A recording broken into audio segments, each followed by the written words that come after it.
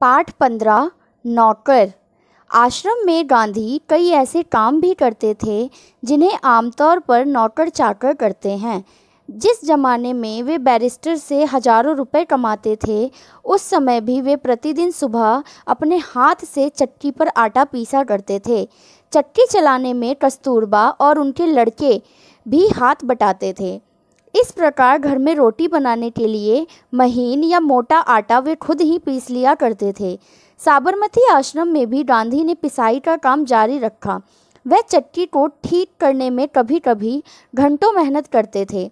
एक बार एक कार्यकर्ता ने कहा कि आश्रम में आटा कम पड़ गया है। आटा पिसवाने में हाथ बटाने के लिए गांधी फौरन उठकर खड़े हो गए। गेहूं पीसने से पहले उसे बीनकर साफ करने पर वह जोर देते थे। कौपिनधारी इस महान व्यक्ति को अनाज बीनते देखकर उनसे मिलने वाले लोग हैरत में पड़ गए थे। बाहरी लोगों के सामने शारीरिक मेहनत का काम करते गांधी को शर्म नहीं लगती थी। एक बार उनके पास कॉलेज के कई छात्र मिलने आए। उनको अंग्रेजी भाषा के अपने ज्ञान का बड़ा गर्व था। गांधी जी से बातचीत के अंत में वे बोले, बापू, यदि मैं आपकी कोई सेवा कर सकूं तो कृपया मुझे अवश्य बताएं। उन्हें आशा थी कि बापू उन्हें कुछ लिखने पढ़ने का काम देंगे। गांधी ने उनके मन की बात ताड़ ली और बोले, अगर आपके पास समय हो तो इस थाली के गेहूं बीन डालिए। आगंतुक बड़ी ही मुश्किल में पड़ गए, लेकिन अब तो कोई चारा नहीं था। 1 घंटे तक गेहूं बीनने के बाद वह थक गए और गांधी से विदा मांगकर चल दिए। कुछ वर्षों तक गांधी ने आश्रम के भंडार का काम संभालने में मदद दी। सवेरे की प्रार्थना के बाद वे रसोई घर में जाकर सब्जियां छीलते थे। रसोई घर या फिर भंडारे में अगर वे कहीं गंदगी या मकड़ी अजाला देख पाते थे तो अपने साथियों को आड़े हाथों लेते। उन्हें सब्जी, फल और अनाज के पौष्टिक गुणों का ज्ञान था। एक बार एक आश्रमवासी ने बिना धोए आलू काट दिए। गांधी ने उन्हें समझाया कि आलू और नींबू को बिना धोए नहीं काटना चाहिए। एक बार आश्रमवासी को कुछ ऐसे केले दिए गए जिनके छिलकों पर काले चकत्ते पड़ गए थे। उसने बहुत बुरा माना।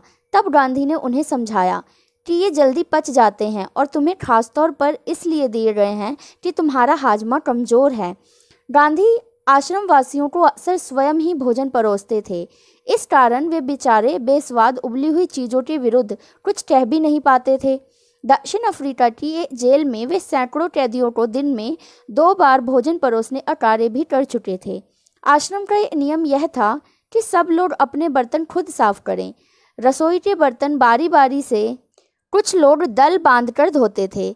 एक दिन गांधी ने बड़े बड़े पतीलों को खुद साफ करने का काम अपने ऊपर लिया। इन पतीलों की पेंदी में खूब काली लगी थी। राख भरे हाथों से वह एक पतीले को खूब जोर जोर से रगड़ने लगे हुए थे। तभी कस्तूरबा वहां आ गई। उन्होंने पतीले को पकड़ लिया और बोली, यह काम आपका नहीं है, इसे करने को मैं और बहुत लोग हैं। गांधी को लगा कि उनकी बात मान लेने में ही बुद्धिमानी है और वे चुपचाप कस्तूरबा को उन बर्तनों की सफाई सौंपकर चले गए। बर्तन एकदम चमकते ना हो तब तक गांधी को संतोष ही नहीं होता था। एक बार जेल में उनको जो मददगार दिया गया था, उसके काम से असंतुष्ट होकर उन्होंने बताया था कि वे खुद कैसे लोहे के बर्तनों को भी मांझ मांझ और चांदी सा चमका सकते थे। जब आश्रम का निर्माण हो रहा था, उस समय वहां आने वाले कुछ मेहमानों को तंबुओं में सोना पड़ता था।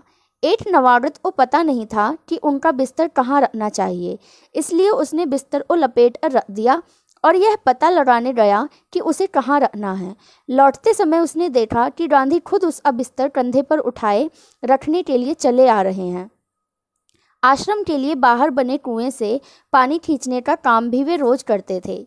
एक दिन गांधी कुछ अस्वस्थ थे और चक्की पर आटा पीसने के काम में हिस्सा बटा चुके थे। उनके एक साथी ने उन्हें थकावट से बचाने के लिए अन्य आश्रमवासियों को सहायता से सभी छोटे बर्तनों में पानी भर डाला। गांधी को यह बात पसंद नहीं आई। मन में कुछ ठेस भी लगी। उन्होंने बच्चों के नहाने का एक टब उठा लिया और कुएं से उसमें पानी भरकर टब को सिर पर उठाकर आश्रम में ले आए। बेचारे कार्यकर्ता को बहुत ही पछतावा हुआ। शरीर से जब तक बिल्कुल लाचारी ना हो तब तक गांधी को यह बात बिल्कुल पसंद नहीं थी कि महात्मा या बूढ़े होने के कारण उनको अपने हिस्से का दैनिक शारीरिक श्रम ना करना पड़े। उनमें हर प्रकार का काम करने की अद्भुत क्षमता और शक्ति थी। वह थकान का नाम भी नहीं जानते थे। दक्षिण अफ्रीका में बोअर युद्ध के दौरान उन्होंने घायलों को स्ट्रेचर पर लाद कर एक एक दिन में 25-25 मील तक ढोया था। वह मीलों पैदल चल सकते थे। दक्षिण अफ्रीका में जब वे टॉलस्टॉय बॉडी में रहते थे तब पास के शहर में कोई काम होने पर दिन में अक्सर 42 मील तक पैदल चलते थे। इसके लिए वे घर में बना हुआ कुछ नाश्ता साथ लेकर 2 बजे ही निकल पड़ते थे। शहर में खरीदारी करते और शाम होते होते वापस फार्म पर लौट आते थे। उनके अन्य साथी भी उनके इस उदाहरण का खुशी खुशी अनुकरण करते थे। एक बार किसी तालाब की भराई का काम चल रहा था जिसमें गांधी के साथी लगे हुए थे।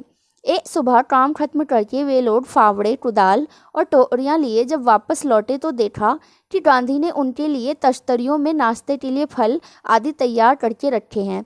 एक साथी ने पूछा, आपने हम लोगों के लिए यह सारा कष्ट क्यों किया?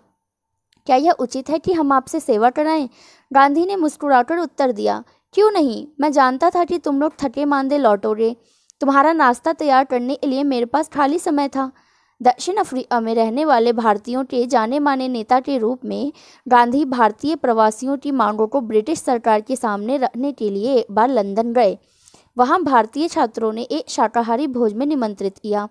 छात्रों ने इस अवसर के लिए स्वयं ही शाकाहारी भोजन तैयार करने का निश्चय किया था।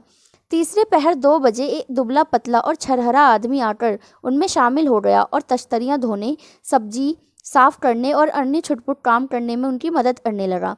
बाद में छात्रों का नेता वहां आया तो क्या देखता है कि वह दुबला पतला आदमी और कोई नहीं, उस शाम को भोजन में निमंत्रित उनके सम्मानित अतिथि गांधी ही थे। गांधी दूसरों से काम लेने में बहुत ही सख्त थे, लेकिन अपने लिए दूसरों से काम कराना उन्हें नापसंद था। एक बार एक राजनीतिक सम्मेलन से गांधी जब अपने डेरे पर लौटे तो रात हो गई थी। सोने से पहले वे अपने कमरे का फर्श बुहार रहे थे। उस समय रात के 10 बजे थे। एक कार्यकर्ता ने दौड़कर गांधी के हाथ से बुहारी ले ली। जब गांधी गांवों का दौरा कर रहे होते उस समय रात को यदि लिखते समय लालटेन का तेल खत्म हो जाता तो वे चंद्रमा की रोशनी में ही पत्र पूरा कर लेना ज़्यादा पसंद करते थे, लेकिन सोते हुए अपने किसी थके हुए साथी को नहीं जगाते थे। नौखाली पद यात्रा के समय गांधी ने अपने शिविर में केवल 2 आदमियों को ही रहने की अनुमति दी। इन दोनों को यह नहीं मालूम था कि खाखरा कैसे बनाया जाता है। इस पर गांधी स्वयं रसोई में जा बैठे और निपुण रसोइये की तरह उन्होंने खाखरा बनाने की विधि बताई। उस समय गांधी की अवस्था 78 वर्ष की थी। गांधी को बच्चों से बहुत प्रेम था। अपने बच्चों के जन्म के 2 माह बाद उन्होंने कभी किसी दाई को बच्चे की देखभाल के लिए नहीं रखा। वे मानते थे कि बच्चे के विकास के लिए माँ बाप का प्यार और उनकी देखभाल अनिवार्य है। वे माँ की तरह बच्चों की देखभाल कर सकते थे, खिला पिला और बहला सकते थे। एक बार दक्षिण अफ्रीका में जेल से छूटने के बाद घर लौटने पर उन्होंने देखा कि उनके मित्र की पत्नी श्रीमती पोलक बहुत ही दुबली और कमज़ोर हो गई हैं। उनका बच्चा उनका दूध पीना छोड़ता ही नहीं था और वह उसका दूध छुड़ाने की कोशिश भी कर रही थी। बच्चा उन्हें चैन नहीं लेने देता था और रो रो कर उन्हें जगाए रखता था। गांधी जिस दिन लौटे उसी रात से उन्होंने बच्चे की देखभाल का काम अपने हाथों में ले लिया। सारे दिन बड़ी मेहनत करने, सभाओं में भाषण देने के बाद 4 मील पैदल चलकर गांधी जी कभी कभी रात को 1 बजे तक घर पहुंचते और बच्चे को श्रीमती पोलक के बिस्तर से उठाकर अपने बिस्तर पर लिटा लेते थे। वह चारपाई के पास एक बर्तन में पानी भरकर रख लेते थे ताकि यदि बच्चे को प्यास लगे तो उसे पिला दें, लेकिन इसकी ज़रूरत ही नहीं पड़ती थी। बच्चा कभी नहीं रोता और उनकी चारपाई पर रात में आराम से सोता रहता था। एक पखवाड़े तक माँ से अलग सुलाने के बाद बच्चे ने माँ का दूध छोड़ दिया। गांधी अपने से बड़ों का बड़ा आदर करते थे। दक्षिण अफ्रीका में गोखले गांधी के साथ ठहरे हुए थे। उस समय गांधी ने उनके दुपट्टे पर इस्त्री की। वह उनकी बिस्तर ठीक करते थे, उनको भोजन परोसते थे और उनके पैर दबाने को भी तैयार रहते थे। गोखले बहुत मना करते थे, लेकिन गांधी नहीं मानते थे। महात्मा कहलाने से बहुत पहले एक बार दक्षिण अफ्रीका से भारत आने पर गांधी कांग्रेस के अधिवेशन में गए। वहां उन्होंने गंदे पखाने साफ किए और बाद में उन्होंने एक बड़े कांग्रेसी नेता से पूछा, मैं आपकी क्या सेवा कर सकता हूं? नेता ने कहा, मेरे पास बहुत से पत्र इकट्ठे हो गए हैं जिनका जवाब देना है। मेरे पास कोई कारकुन नहीं है जिसे यह काम दूं। क्या तुम यह काम करने को तैयार हो? गांधी ने कहा, जरूर, मैं ऐसा कोई भी काम करने को तैयार हूं जो मेरी सामर्थ्य से बाहर ना हो।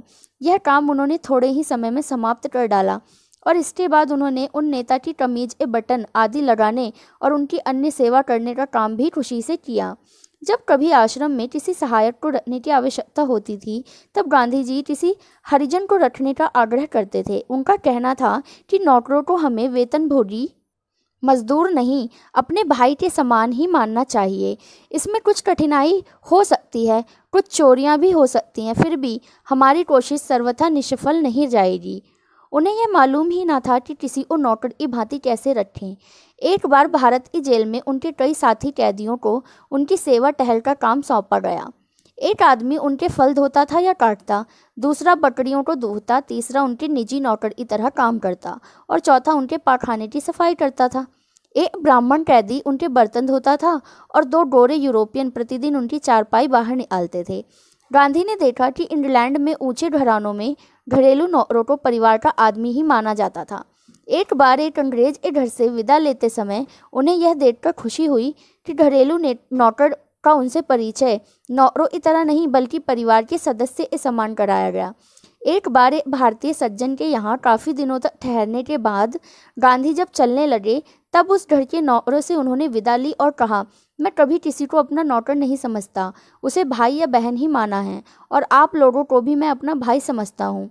आपने मेरी जो सेवा की उसका प्रतिदान देने की सामर्थ्य मुझ में नहीं है, लेकिन ईश्वर आपको इसका पूरा फल देंगे। तो ये लेख लिखा है अनु बंदोपाध्याय ने। संख्या 1 कि आश्रम में कॉलेज के छात्रों से गांधी जी ने कौन सा काम करवाया और क्यों? उत्तर, आश्रम में गांधी जी ने कॉलेज के छात्रों से गेहूं बीनने का काम करवाया। उन छात्रों को अंग्रेजी भाषा के ज्ञान का बड़ा ही गर्व था। गांधी जी ने उनके इस अहंकार को तोड़ना चाहते थे। वे ये शिक्षा देना चाहते थे कि अधिक पढ़ लेने पर भी हमें छोटे कार्य में संकोच नहीं करना चाहिए। प्रश्न 2 कि आश्रम में गांधी जी कई ऐसे काम करते थे जिन्हें आमतौर पर नौकर चाकर करते हैं। पाठ से 3 ऐसे प्रसंगों को अपने शब्दों में लिखो जो इस बात के प्रमाण हो। उत्तर, आश्रम में गांधी जी कई ऐसे कार्य करते थे जिन्हें आमतौर पर नौकर या चाकर ही करते हैं।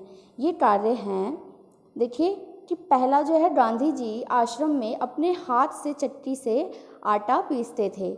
इतना ही नहीं, कभी कभी वह चक्की ठीक करने के लिए घंटों मेहनत भी करते थे। दूसरी बात कि वे बर्तनों की सफाई अपने हाथों से किया करते थे।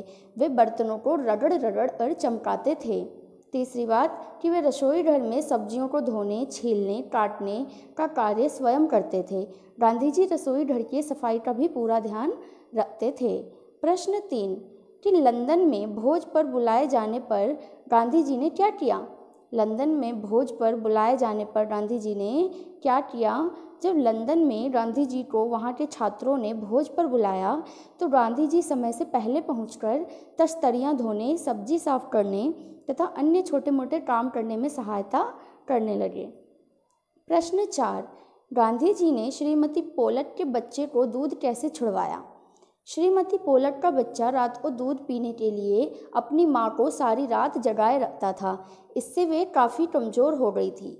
गांधी जी ने बच्चे की देखभाल का काम अपने हाथों में ले लिया। रात को देर रात तक वे घर पहुँचते और फिर श्रीमती पोलट के बिस्तर से बच्चे को उठाकर अपने बिस्तर पर लिटा लेते थे। उसे पानी पिलाने के लिए भी बर्तन में रखा हुआ था और बच्चे को 15 दिन तक उन्होंने अपने साथ बिस्तर पर सुलाया। अपनी माँ से 15 दिन तक अलग सोने पर बच्चे ने माँ का दूध छोड़ दिया। प्रश्न 5 आश्रम में काम करने या करवाने का कौन सा तरीका गांधी जी अपनाते थे? इसे पाठ को जो है पढ़कर लिखो। उत्तर कि आश्रम में गांधी जी स्वयं काम करते थे तथा दूसरों से भी काम करवाने में सख्ती बरतते थे। वे अपना काम किसी और से करवाना पसंद नहीं करते थे। वे किसी के पूछने पर उसे तुरंत काम बता देते थे। गांधी जी को स्वयं काम करता देख कर कोई भी मना नहीं कर पाता था। वे काम करने वालों को कभी नौकर नहीं समझते थे, बल्कि उन्हें अपना भाई या बहन ही मानते थे। इससे काम ना करने की सोचने वाला भी काम करने के लिए प्रेरित हो जाता था।